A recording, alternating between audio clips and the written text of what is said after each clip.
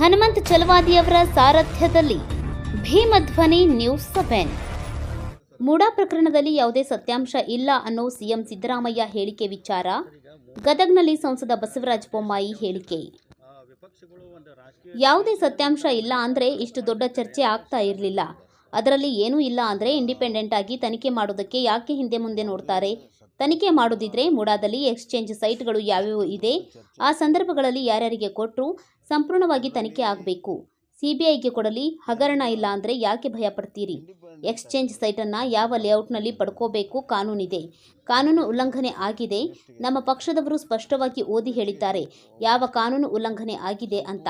92, 93 ಉಲ್ಲಂಘನೆ ಆಗಿದೆ. ಮೇಲ್ನೋಟಕ್ಕೆ ಉಲ್ಲಂಘನೆ ಆಗಿರೋದು ಸ್ಪಷ್ಟವಾಗಿದೆ ಎಂದರು.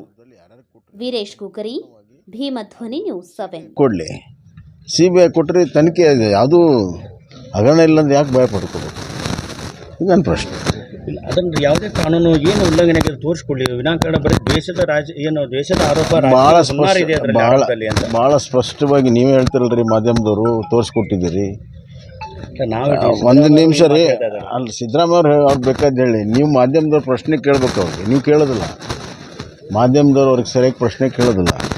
ಇವತ್ತು ಎಕ್ಸ್ಚೇಂಜ್ ಸೈಟನ್ನು ಯಾವ ಲೇಔಟಲ್ಲಿ ಪಡ್ಕೋಬೇಕು ಕಾನೂನಿದೆ, ಆ ಕಾನೂನು ಉಲ್ಲಂಘನೆ ಆಗಿದೆ. ಭಾಳ ಸ್ಪಷ್ಟವಾಗಿ ನಮ್ಮ ಪಕ್ಷದವರು ಓದಿ ಹೇಳಿದ್ದಾರೆ.